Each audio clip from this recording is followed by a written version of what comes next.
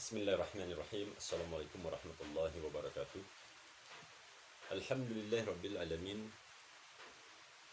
Ar-Rahmanir-Rahim. Maliki yaumiddin. Iyyaka na'budu wa iyyaka nasta'in. Ihdinas siratal mustaqim. Siratal ladzina an'amta 'alaihim ghairil maghdubi 'alaihim waladdallin. Amin. Allahumma shalli ala Muhammad wa ala ali Muhammad. Allahumma shalli wa sallim wa barik alaihi. A'udzu billahi minasyaitonir rajim. Bismillahirrahmanirrahim. Qul ya ibadiyallazina asrafu ala anfusihim la taqnatu min rahmatillah. Innallaha la yaghfiru dzunuba jami'a innahu huwal ghafurur rahim. Shadaqallahul azim. Amma ba'du. Alhamdulillah, saya berterima kasih sekali karena teman-teman sudah datang di rumah saya. Tentu tujuan kita untuk mengaji,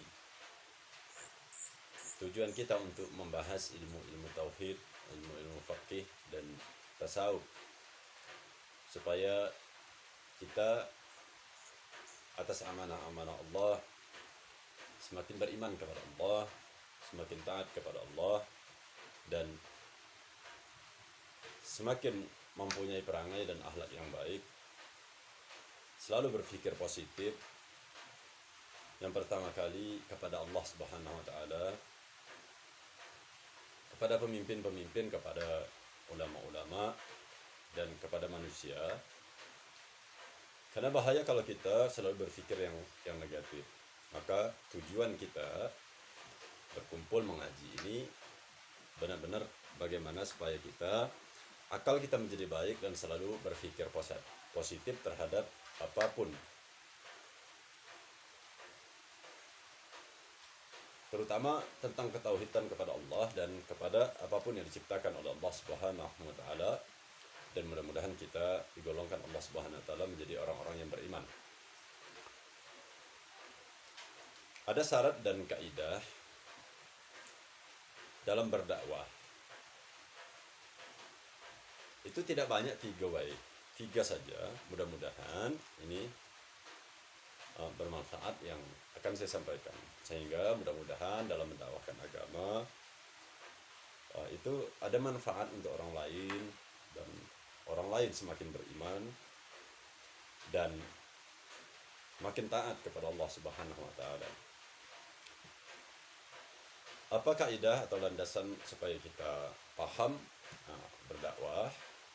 Mudah-mudahan ini dipahami. Ahlus sunnah wal jamaah, yang pertama kali syaratnya salamatul iman, selamat imannya, jadi imannya benar. Kemudian apakah orang-orang yang kemudian mengatakan umatnya Rasulullah dan orang-orang yang beriman itu kafir karena melakukan satu kekeliruan atau kesalahan, atau melakukan dosa yang tidak pada ranah merusak imannya tetapi pada ranah ibadah, kemudian langsung menghukumkan orang ini bid'ah atau kafir? Tentu ini orang-orang yang seperti ini telah tersalah dalam syarat dan landasan dalam dakwah.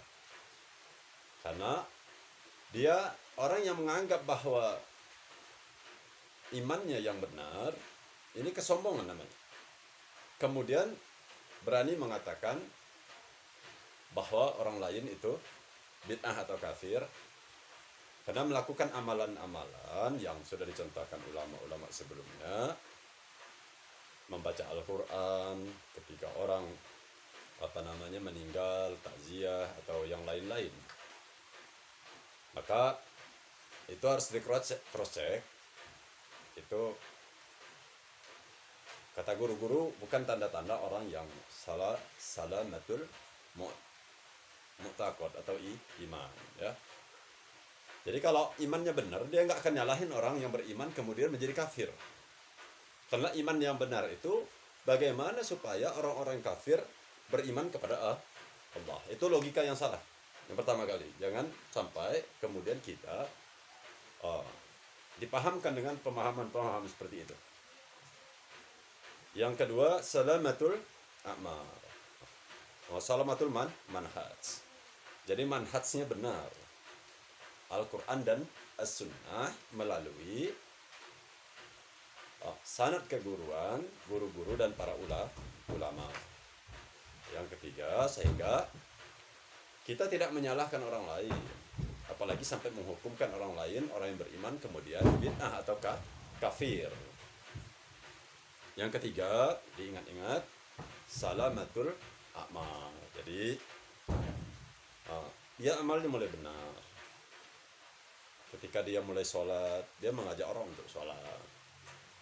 Dan ini mudah-mudahan landasan yang saya sampaikan ini agar Allah Subhanahu wa taala mempermudah kita dalam mendakwahkan agama, mengajak orang taat kepada Allah Subhanahu wa taala dan mengajak orang beriman kepada Allah Subhanahu wa taala sebagai bentuk cinta kita kepada Allah, sebagai bentuk cinta kita kepada Rasulullah SAW dan kepada para ulama. Mudah-mudahan kita dalam ridha Allah Subhanahu wa taala dan dakwah kita bukan karena nafsu, tetapi karena ingin menyampaikan sesuatu yang hak dengan ilmu. Mudah-mudahan landasan dan syarat berdakwah ini dipahami dan kita tidak punya ranah untuk mengkafirkan orang-orang yang beriman.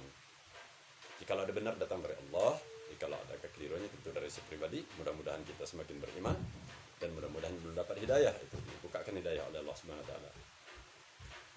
Kepada alim ulama saya mohon maaf apabila salah dalam menyampaikan agama, dan kepada alim ulama saya tolong dimaklumi dan diluruskan karena posisi saya ada muta'aliman. Hanya kami membahas bagaimana pentingnya iman, bagaimana pentingnya fikih dan bagaimana pentingnya akhlak. Kemudian kepada Allah saya mohon ampun. Mudah-mudahan kita selalu bertuntunan Allah dalam ridha Allah Subhanahu wa taala. Inilah yang saya sampaikan tentang syarat dan landasan kita dalam berdakwah agar kita semakin ditolong Allah Subhanahu wa taala untuk memperbaiki amal-amal kita dan diampunkan Allah dosa-dosa kita yang telah lalu. Motivasi saya menyampaikan agama tidak ada lain, mudah-mudahan dan Allah meluruskan saya ini sampai saya kembali kepada Allah Subhanahu wa taala dan mempermudah. Ya ayyuhallazina amanu taqullaha wa qulu qawlan sadida yuslih lakum a'malakum wa yaghfir lakum dzunubakum wa may yuti'illaha wa rasuluhu faqad faza fawzan azima. Orang-orang yang beriman bertakwalah kepada Allah, katakanlah perkataan yang benar. Jadi ini tanamkan jadi hujah kita sehingga niat kita itu menyampaikan agama itu saja. Perkataan yang benar itu mengajak orang beriman kepada Allah, mengajak orang taat kepada Allah, berbuat baik. Yakinlah dengan kita melakukan niat seperti ini, niscaya Allah akan perbaiki amal-amal kita dan Allah akan ampunkan dosa-dosa kita. Wa may yuti'illaha wa rasuluhu, dan mentaati Allah dan Rasulnya, faqad faza fawzan azima, itulah kemenangan yang paling besar. Itu landasan kita berdakwah dan itu motivasi kita dalam menyampaikan agama. Yang kedua, motivasi saya, man dalla ala khairin falahu mislu ajri fa'ilih. Apa yang disampaikan baginda Rasulullah SAW. Barang siapa yang menyampaikan satu kebaikan, mengajak orang taat kepada Allah, maka dia akan dapat pahala dari orang itu, dapat kebaikan dari orang itu, dari apa yang dia lakukan tanpa mengurangi pahala orang itu. Jadi itu saja, mudah-mudahan ada kemakluman dan kepada Allah semua ampun. Allahumma salli ala Muhammad wa ala ali Muhammad. Allahumma salli wa sallim wa barik alaih. Assalamualaikum warahmatullahi wabarakatuh.